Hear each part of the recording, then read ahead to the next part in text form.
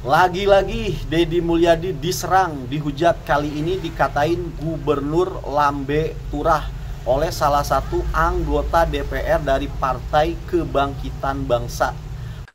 Naif sekali gubernur ini kalau begitu. Gubernur yang sangat lambe tura. Kalau Pak Deddy Mulyadi, siapa gubernur ini? Gubernur yang sangat lambe tura. Dia kan kontennya luar biasa setiap hari itu. Masa dia bisa mengongkosi anak nakal untuk dididik di Kodam Siliwangi, tapi untuk utusan Kormi ke NTB tidak mampu melakukan itu. Naif sekali gubernur ini kalau begitu. Sangat naif. Karenanya kita gugah di forum ini, Pak Deddy, silahkan utus Kormi Jawa Barat ke NTB. Sekelas Kang Deddy tidak bisa mengutus kontingen ke NTB itu memalukan. Sangat memalukan. Belum 100 hari kerja loh, udah serangannya dari mana-mana. Waduh, ya itulah di Indonesia. Ciri-ciri pemimpin itu baik kalau sudah direndahkan, diserang, dihujat kanan kiri oleh elit-elit politik. Apalagi ini orang yang merendahkan Deddy Mulyadi ini berasal dari Partai Kebangkitan Bangsa, Partai Islam. Pendirinya itu Abdurrahman Wahid ataupun Gus Dur. Ini Gus Dur kalau masih hidup malu lihat anggota partainya semacam ini, begitu loh, ya kan?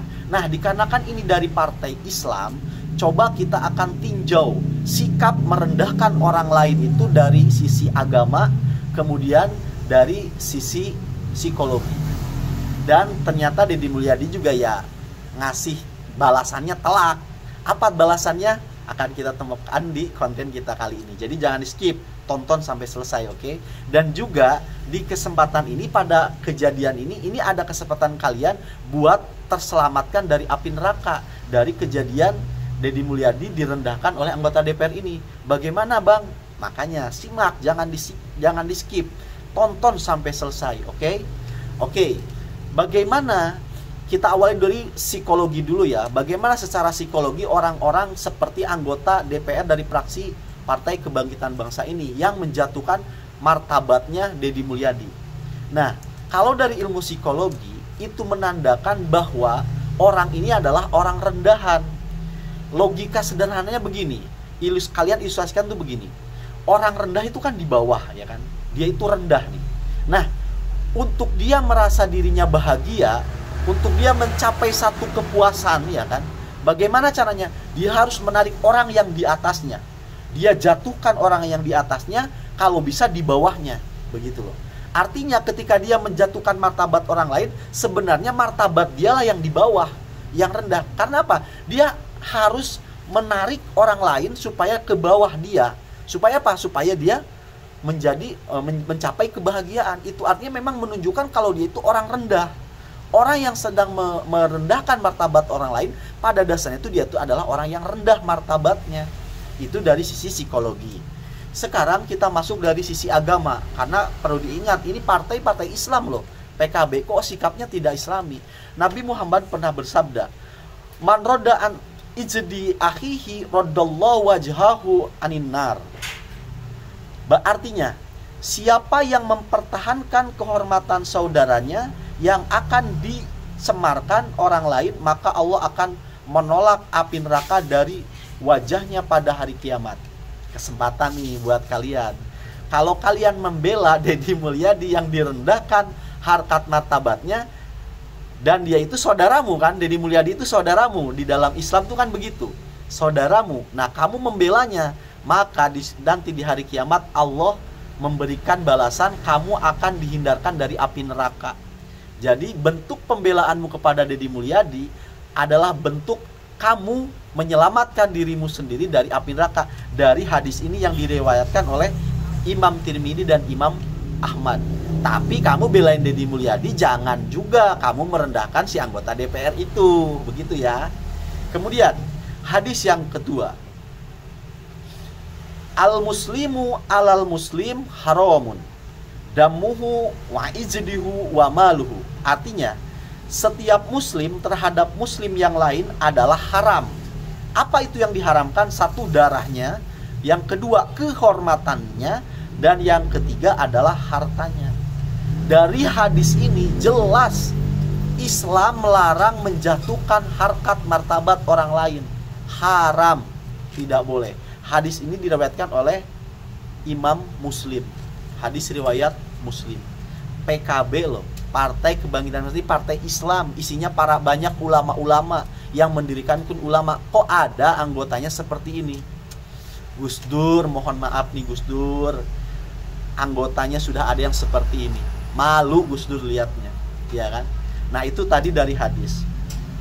Sekarang dari ayat, yaitu Quran surat Al-Hujurat ayat 11 yang berbunyi, ya ayyuhalladzina amanu la yashhor qaumun min qaumin asa ayyakuna khairum minhum. Artinya, hai orang-orang yang beriman, janganlah sekumpulan orang laki-laki merendahkan sekumpulan orang yang lain. Boleh jadi yang direndahkan itu lebih baik daripada yang merendahkan. Ini ayat cocok banget dengan orang-orang yang merendahkan Deddy Mulyadi. Bahasanya itu janganlah sebagai kaum laki-laki. Oh, itu tuh spesifik loh. Laki-laki yang merendahkan kaum laki-laki yang lain. Yang direndahkan ya laki-laki Deddy Mulyadi. Boleh jadi kata ayat ini berbunyi, orang yang merendahkan itu jauh lebih rendah daripada orang yang merendahkan.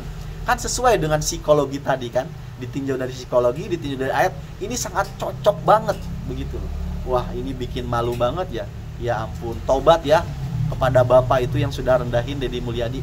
Apapun niatnya, ya kan mungkin dia niat baik tapi caranya itu loh. Kok bisa pakai diksi lain kan bisa, nggak usah pakai diksi apa itu namanya? Gubernur Lambe Tura apa dan lain sebagainya. Waduh. Namun Deddy Mulyadi pun memberikan tanggapan. Kira-kira inilah tanggapan dari Deddy Mulyadi. Terus penting ieu dibere gelar naon di wae cenah aing anu mere gelar deui anggota DPR tadi. Ka aing nyebutkeun Gubernur Lambe Turah. Keun bae aing mah disebut Gubernur Lambe Turah ge. Da rata-rata jelema sok hayang asup ka Lambe Turah. Bener tak? Nek diberes gelar gubernur naon wae ge teu penting. Nu penting mah naon nu dijanjikeun ka rakyat diwujudkeun. Bener tak? Heeh. Aing teh capek mun jelema mah sia teh. Mangkat jam 5, balik jam 12, isukan kudu mangkat deui, balik deui. Aing kuat geus kieu we. Sare aing na mobil, mantap di mobil aing mau bantal, mau kasur, mau sikat gigi. Lumayan, lamun aya imah randa pan tinggal eureun aing. Kunaon di imah randa eureun? Eureunan imah randa bising eta randa teu boga be.